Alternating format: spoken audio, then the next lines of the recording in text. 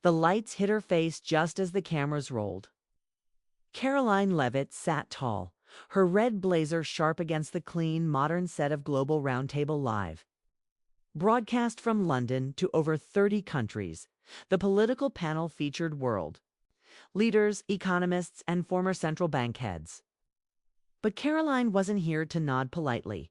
She was here to dominate. A rising star in American politics, Levitt was known for her fiery tone, nationalist views, and take-no-prisoners attitude. Her advisors had warned her, play it smart, not loud. But Caroline had her plan. The world didn't need soft power. It needed strength. Her kind of strength. Across from her sat Carney.com, unreadable, polished. Former Bank of Canada. Governor, former head of the Bank of England, economist, diplomat, globalist. Everything she wasn't. The segment opened with trade policies and energy alliances. Caroline delivered her first jab. Let's be honest. When it comes to global leadership, Canada doesn't lead. It follows. There was a pause, a beat. She continued, her voice. Louder. Canada has always been America's polite little brother. You guys ride the economic wave we create. You don't drive it. Gasps rippled. One panelist shifted awkwardly. The host leaned in, trying to steer the conversation back. But Caroline wasn't done. She mocked Canada's environmental goals. Big promises, tiny results, she said with a smirk. Then she hit their foreign policy. Passive-aggressive diplomacy doesn't build coalitions. It annoys both enemies and friends. Within seconds, social media exploded. Her words were clipped and uploaded. One tweet read, "Did she just call Canada a tag-along country on live TV?" Another said, "Is this satire or policy?" The moment was spiraling, but Caroline didn't flinch. She thought she'd won. Then Mark Carney leaned forward. He hadn't spoken in 20 minutes.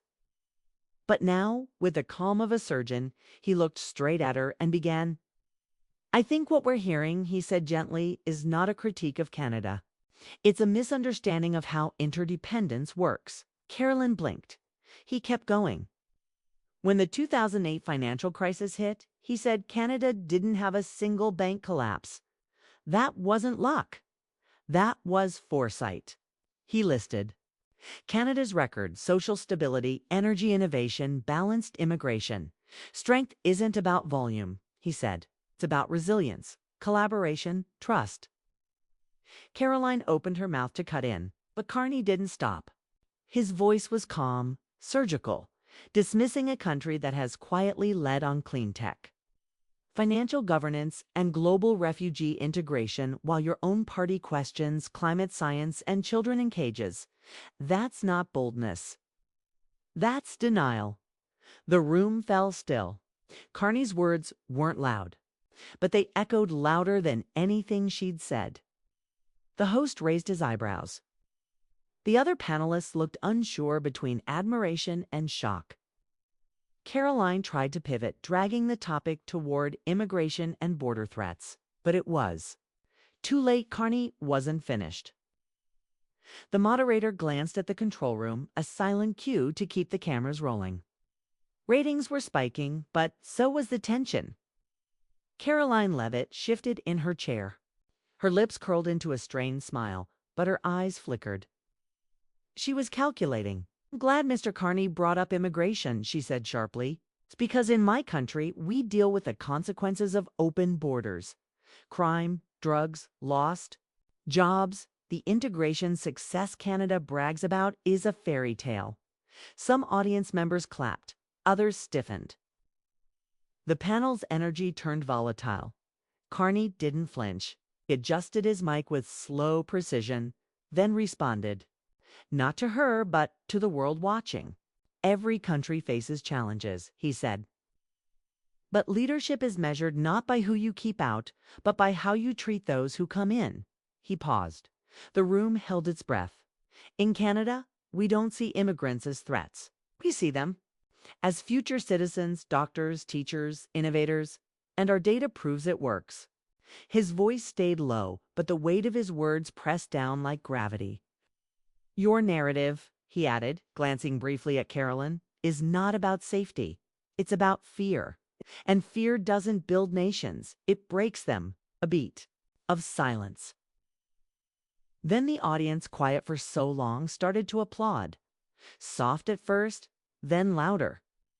Caroline tried to speak again, but the host held up a hand.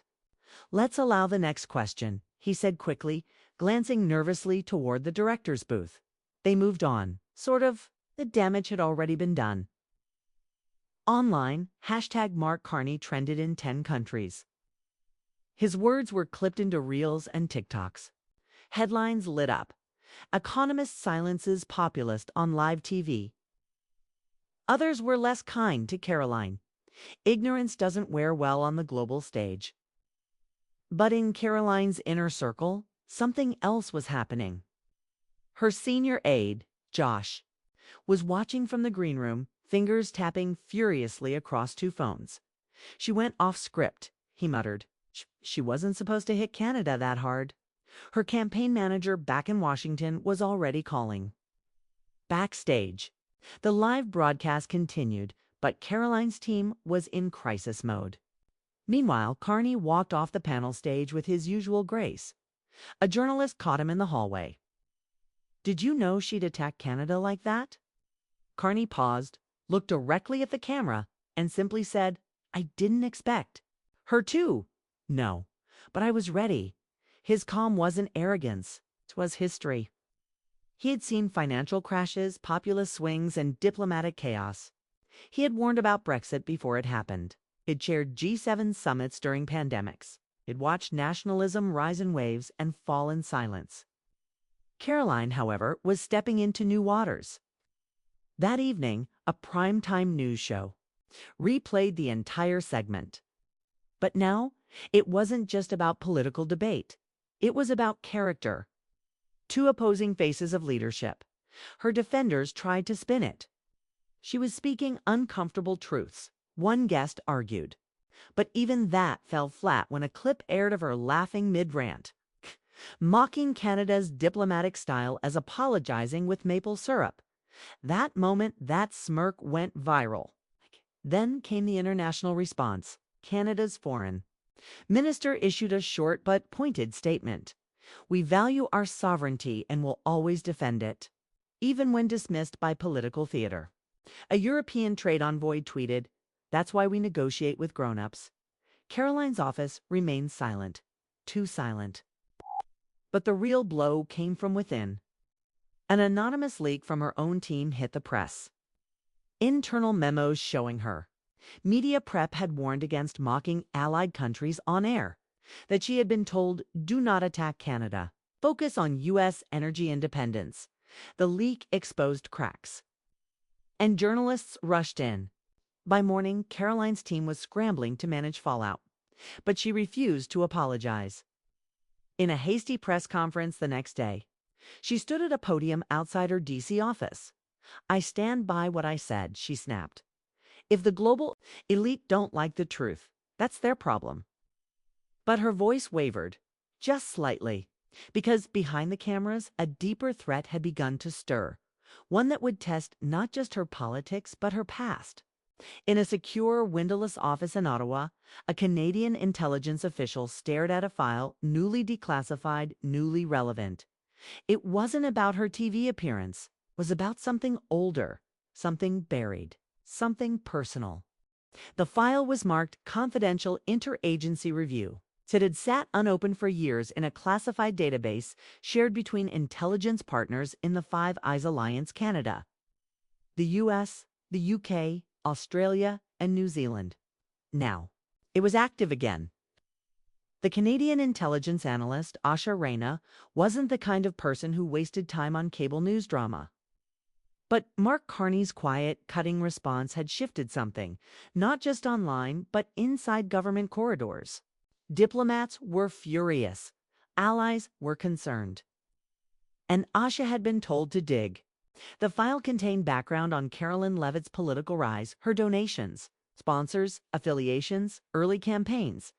At first glance, it was standard. A young firebrand who'd ridden populist waves into national fame. But deeper in the metadata, something caught her attention. One of Levitt's former political consultants, a man named Victor Harlan, had ties to a lobbying group with offshore funding streams. That group had once quietly tried to block a Canada-US energy deal. It had failed. But now Asha had. A question: why would someone in Caroline's camp be connected to a failed effort to disrupt a Canadian? Green tech agreement 5 years ago. She flagged it. An hour later, her alert landed on the desk of a Canadian Security Intelligence Service liaison in Washington. Within the day, someone inside the U.S. State Department would notice. The Caroline Levitt problem was no longer just political, it was diplomatic. Meanwhile, back in D.C., Carolyn met behind closed doors with her inner circle. The backlash had morphed into something more dangerous than she had expected. "We need to bury this," she barked. "Why are we still in headlines 3 days later? Where's the counter-narrative?" Her aide Josh hesitated. "We tried," he said. "We pushed the anti-globalist message. We blamed Carney for being a global elite puppet, but he's too clean. The public's not buying it." Caroline gritted her teeth. Her political instinct told her to double down. Never show weakness, but something was off. She turned to her communications director. "Laya, schedule an interview. One-on-one. Prime time, I'll take control of the UCI. I'll take control of the UCI. Story Lia nodded, but her eyes revealed hesitation. "You should know," she said quietly. "We've heard rumors. Canadian intel's poking around. Something about a file. It's probably noise, but no," Caroline snapped. "If they want war, we'll give them a war." But her voice cracked as she said it, because even she wasn't sure what they might find. That night, Mark Carney appeared on BBC World News. He didn't address Caroline directly, but his words. "Hit their target. We live in an era of rising polarization," he said. "But we can't let populism drown policy. Democracies must challenge power. Yes, but they must also defend truth, even when it's boring, even when it's quiet." The host asked him about the backlash, the praise he'd received, the millions who'd seen his speech. Carney shook his head. "I wasn't trying to go viral," he said. "I was trying to defend facts. Canada isn't perfect. No country is. Dismissing an entire nation, a partner on live television, that's not leadership. That's performance." Interview went viral again. Caroline's team grew restless. Her own donors began to call. One threatened to pull funding unless she got it under control. Another warned her to back off Canada or risk exposure from old records. Exposure. The word rang in her ears. Caroline had always known politics was a dirty game. But she hadn't expected the skeletons she'd buried years ago to start shifting. Especially not now. She pulled out her encrypted phone and dialed a number she hadn't used since her first campaign. The number of Victor Harlan. He answered instantly. "Why are they looking into you, Victor?" she demanded. "I'm getting whispers. Something about Canada. Something you didn't tell me." A long pause. Then his calm voice replied. "They're not looking into me."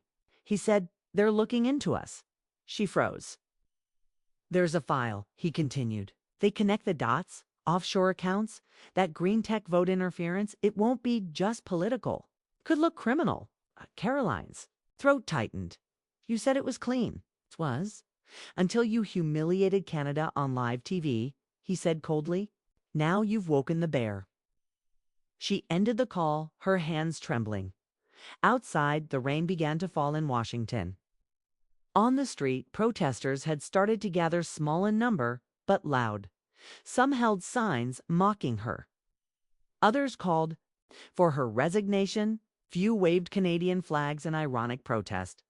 Her reputation wasn't just damaged, it was unraveling. And somewhere across the ocean, Mark Carney sat quietly in his study, reading a fresh briefing from Canadian intelligence. They had found something, and it wasn't just about the insult. It was about intent.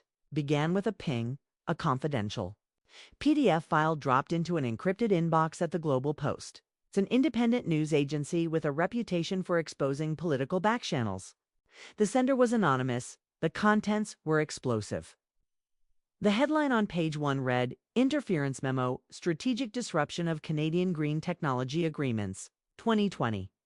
The document included internal emails from a lobbying group tied to offshore energy firms. One of the names copied on every chain, Victor Harlan, and beneath his name, several brief references to Caroline Leavitt's 2020 campaign team, described only as key partners in narrative shaping. The implication was clear. Someone close to Caroline, maybe even she herself, had benefited from a hidden effort to derail a bilateral energy deal between Canada and the USA deal, focused on carbon capture technology that would have reduced dependence on fossil fuel imports. A deal that threatened the profits of the very corporations behind the memo. The Global Post didn't sit on the leak. Within hours, it was published online with a flashing red banner. Exclusive leaked memos. Tie U.S. politician to anti-Canada energy disruption plan. By the time Caroline saw the article, her face had gone pale. They weren't supposed to find this, she whispered, staring at the screen in her campaign office. It was buried. Josh, her aide, slammed his laptop shut. It's out. Full document scan. They have everything. Even Victor's offshore accounts. Outside cameras were already gathering. Caroline's lawyer, Edward Miles, arrived within the hour. Tall, old-school ex-Department of Justice. He read the leak silently, then leaned back in his chair. This isn't a PR problem anymore, he said. It's a federal problem. Caroline's voice cracked. You think I'll be indicted? Miles raised an eyebrow. Did you sign anything? Receive direct payments? No, she said. Quickly, Victor handled all that. Then you might survive politically, he said, but not if you lie about it. She nodded slowly, swallowing the weight in her throat. Damage control, she muttered. We need it now. But there was none coming. The story dominated headlines for the next 24 hours. Mainstream outlets followed suit. CNN brought on a former U.S. Energy Secretary, who confirmed that the green tech deal had been mysteriously stalled in 2020. After sudden public opposition from key lawmakers, opposition, he added, that had appeared coordinated and deeply funded, the story spread globally. In Canada, Parliament held an emergency session. The Prime Minister addressed the leak directly. We have always believed in partnerships based on mutual respect, he said. If foreign interference shaped energy policy between allies, we will seek answers and accountability. Behind closed doors, U.S. intelligence began asking its own questions. Did Caroline Leavitt knowingly participate in a foreign influence disruption of a clean energy deal? Was she compromised or complicit? At the center of the storm, Mark. Carney remained silent. He declined interviews, issued no tweets. But in private, he briefed Canada's foreign minister and the Prime Minister's national security advisor. We don't need revenge, he said calmly. We need clarity and accountability. The U.S. will handle its own. We'll focus on restoring trust. But even Carney's restraint couldn't stop what came next. A second leak, this time from inside U.S. congressional offices, revealed that Caroline's campaign PAC had received indirect donations from the same offshore firms named in the original memo. The funding trail was complex, but the timing matched the months leading up to her aggressive stance on foreign entanglements in energy policy, and one date stood out. The very week she publicly called the Canada-U.S. clean tech deal a globalist scam, her PAC had received a $250,000 donation routed through a think tank later linked to Harlan's network. It was a smoking gun. That night, as protesters gathered outside her office chanting "Resign," Caroline sat alone in a locked conference room. Her phone buzzed constantly, reporters, colleagues, even former allies distancing themselves. Publicly. One message stood out. It was from Victor. This was never supposed to happen. You should have stayed quiet about Canada. She stared at the screen. then slowly, deliberately deleted the message. At 11:42 p.m., she posted a statement on social media. It was short, defensive, panicked. I have never taken money in exchange. For policy, I stand by my votes. I stand by my words. But the damag.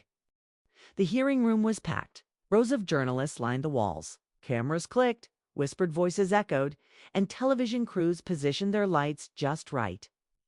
The entire country and much of the world was watching. Senator Caroline Leavitt, once a rising star in nationalist politics, now sat under oath before the United States Senate Committee on Ethics and Foreign Influence. Her hands rested tightly on the desk. Her face, calm but pale, was caked in studio makeup. She rehearsed every line with her legal team. This was her chance to pivot, to reframe the story. To survive, Chairman Walters opened the hearing. This committee is not here to judge political ideology, he said. We are here to determine whether a sitting senator allowed foreign-linked influence to affect domestic energy policy and whether she personally profited from that interference. The room went still. Leavitt's opening statement was smooth, controlled. I have never accepted foreign money. I have never coordinated with outside actors to sabotage any agreement, including the Canada-US Green Energy Accord. She looked straight into the camera. This smear campaign is built on coincidence, not evidence. I was elected to represent the American people, not international interests. And I have done exactly that. There were murmurs, but the room remained calm until Senator Darla Nguyen leaned forward with a smirk. Senator Leavitt, she said, we've received testimony this morning, sealed.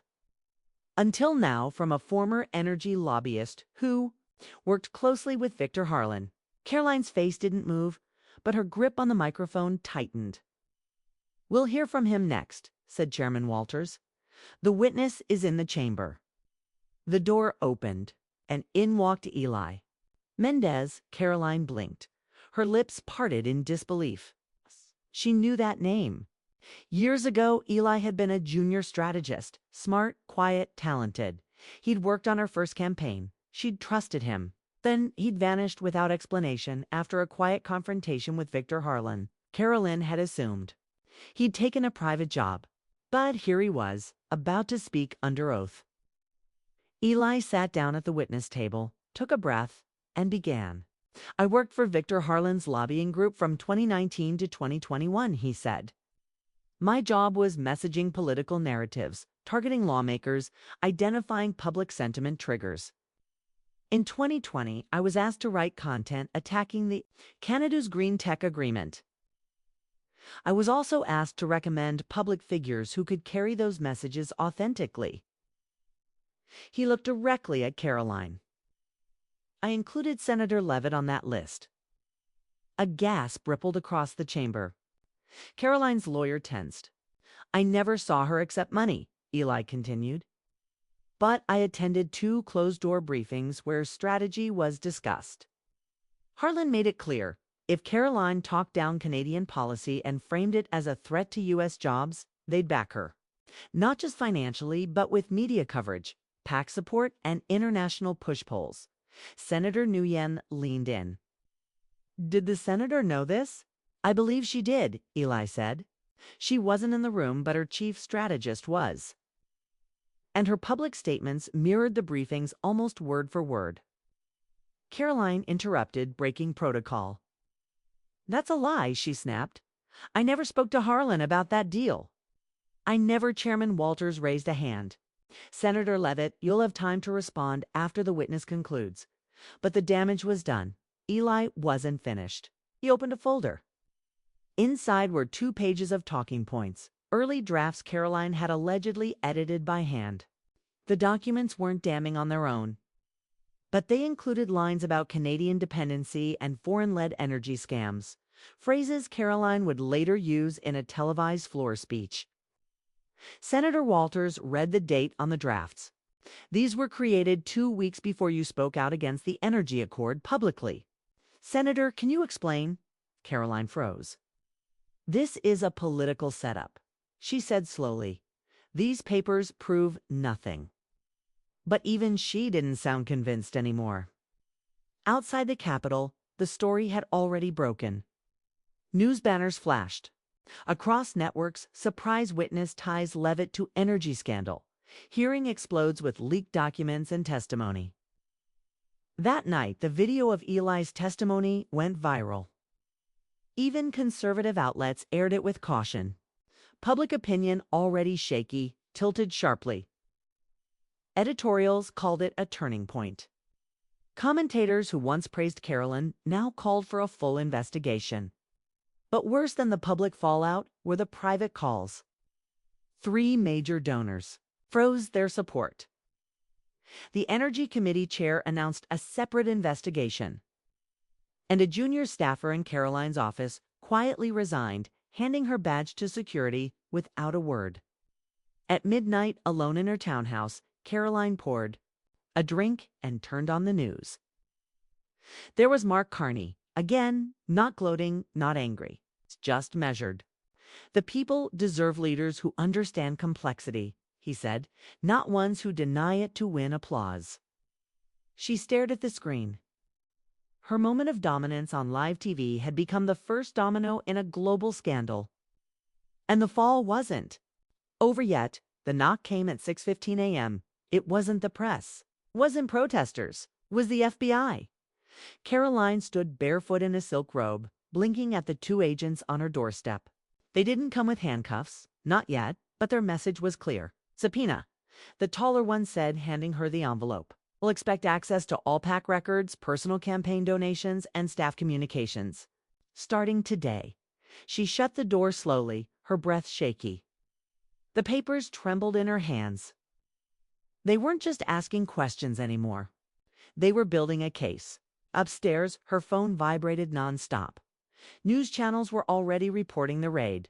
Someone had leaked it, probably from inside her own team. The phrase federal inquiry now appeared in bold letters beneath her name on every major broadcast. Her lawyer, Edward Miles, was waiting in the kitchen. They're moving fast, he muttered, already reading the subpoena. Too fast. Caroline sat down at the table, silent. I warned you, he said. The moment that first memo surfaced, you should have admitted you knew Harlan, owned it, controlled the narrative. I couldn't, she said. If I admitted even a phone call, they'd say I was in on the whole thing. Miles sighed. That may not be a choice anymore. Later that morning, her campaign office turned chaotic. Boxes were pulled, computers were copied. Her chief of staff, Leah, looked pale. Josh was nowhere to be found. He hadn't shown up in 2 days. By noon, it became clear why. He'd flipped. CNN reported that Joshua Levin, Caroline's longtime aid strategist, had turned over encrypted chats and meeting notes to federal prosecutors in exchange for immunity. The leak confirmed what Eli Mendez had hinted at. Not only had Caroline known about Victor Harlan's plan to undercut Canada's Green Tech Alliance, but she'd personally approved language written to sabotage public perception of it. 1. Message from Josh, dated February 2020. Read, got the Harlan brief. It wants us to keep Canada looking weak. Just tag them as energy dependent. And Globalist Pets used the same line in her speech. Carolyn already saw it, said it hits perfect. Another pack is getting boosted soon. Same group that killed that Alberta deal last year. Don't ask where it's from, it was a disaster. Worse still, the documents tied the money. Trailed directly to a shell corporation registered in Cyprus. That corporation, Dominion Line Holdings, had moved $1.2 million to a U.S. super PAC. That funded attack ads on international climate cooperation. The PAC had also supported 5 candidates. Caroline was the biggest name among them. At 3:47 p.m., the Treasury Department press briefing confirmed that Dominion Line Holdings was under joint investigation by both American and Canadian regulators for illegal campaign influence. The walls were caving in. Caroline sat alone in her private office, staring at the screens. Free Outlet had her face on it. Some used stills from the live broadcast where she'd mocked Canada. Others showed her walking into the ethics hearing. And now, even her supporters were turning. A Fox News guest said bluntly, "This isn't cancel culture. This is corruption." A conservative columnist tweeted, "Carolyn betrayed the people. Who trusted her voice? She played populist, but she took globalist money. That's the real story." She turned off the TV. Then the final blow came. Mark Carney released a short statement, not to the press but directly on his website. Integrity means more than staying quiet when insulted. It means standing for truth when it matters. Canada will always defend its partnerships, not just with policy, but with principle. It was calm, no names. But the timing was surgical. By that evening, Caroline received an official letter from the Senate Republican leadership. Her committee memberships had been suspended. Her staff would be reassigned pending the investigation. And her candidacy for re-election, once a certainty, was now under internal review. A campaign that had once shaken Washington was now collapsing into silence. Behind closed doors, her closest allies vanished. Victor Harlan stopped answering. Her calls, her PAC chairman resigned. Even Leah, loyal, careful Leah, look. The Capitol building stood tall beneath a heavy gray sky. Reporters waited behind barricades, their cameras trained on the steps. Protesters held signs. Some demanded justice. Others mocked Caroline's fall from grace with cardboard maple leaves and fake subpoenas inside. The Senate chamber was preparing for what many called the final act of a political tragedy. Caroline Leavitt sat in a holding room down the hall, staring into a mirror. Her face looked thinner, older. Her once fiery confidence had drained into a cold, quiet stare. The room was silent except for the ticking of a wall clock. Edward Miles stood behind her, holding the last draft of her prepared statement. "You can still take the deal," he said. "Step down, release a written apology, and walk away. No testimony, no fireworks. No more headlines." Caroline didn't respond. Across the city, cable news anchors speculated in real time. She's lost all political capital. It's about survival now, not redemption. She speaks under oath again, she might drag others down with her. And that was the problem. This wasn't just about her anymore. The money trail now touched 5 PACs, 2 senators, and multiple foreign lobbying networks. What began as an insult to Canada on live TV had become a sprawling investigation, crossing borders, careers, and loyalties. But only one name had gone viral. Hers, a staffer, entered the room and handed her a phone. "It's Josh," he said, avoiding eye contact. Carolyn answered without a word. Josh's voice came through, distant but calm. "I gave them what they wanted. I told them about the messaging, the PACs, but I never gave them the memo." Her throat tightened. "Why not?" "Because I know you didn't write it. Harlan did. And I don't protect people like him anymore." She gripped the phone. "What do they want now?" Josh hesitated. "One clean exit. You resign, stay silent, and they let the others walk. Quiet settlements. No more hearings." Carolyn looked down at the subpoena still resting on the table. It was thick, heavy. The official seal glared at her like a warning. Then she looked in the mirror again. For years, she had been a symbol of fire, of defiance, of America First grit. Now, she saw something else, a weapon someone else had used. Then discarded.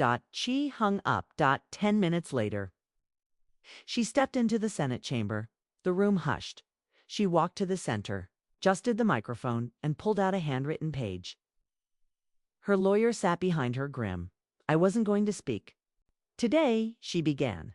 Her voice was low but clear. "I was going to walk away, take a deal, and let the media write my final paragraph." She paused. A flicker of old fire returned. "But I won't do that, because this wasn't just about me. It was about what politics has become, the money, the manipulation, the people who stay hidden while others take the fall. Cameras zoomed in. Viewers around the world leaned forward. I was reckless, she said. I mocked an ally. I weaponized fear. Okay? And I let powerful people use my platform to push an agenda that wasn't mine. She turned a page. I met Victor Harlan in 2019. I knew who he worked for, I knew what he wanted, and I let him in. Gasps echoed across the chamber. I take responsibility. I will resign my seat effective immediately. I will cooperate with all investigations, and I will provide full documentation of every conversation, every donation, every channel. Behind her, her lawyer buried his face in his hands. But let's be clear, she added, voice rising now. This is not just my failure. Others stood by. Others cashed checks. Others wrote the scripts. She looked directly at the senators. In front of her, some shifted. One turned away. Carolyn stepped down from the podium. Outside, chaos erupted.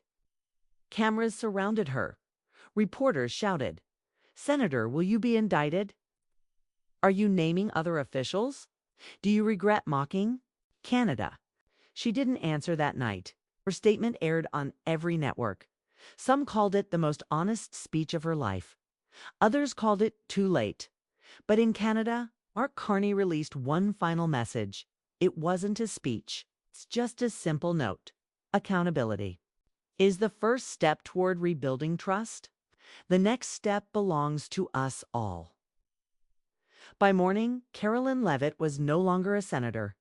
But for the first time in her political life, she had told the truth, and the world, shocked, divided, and still, watching, had listened. The end.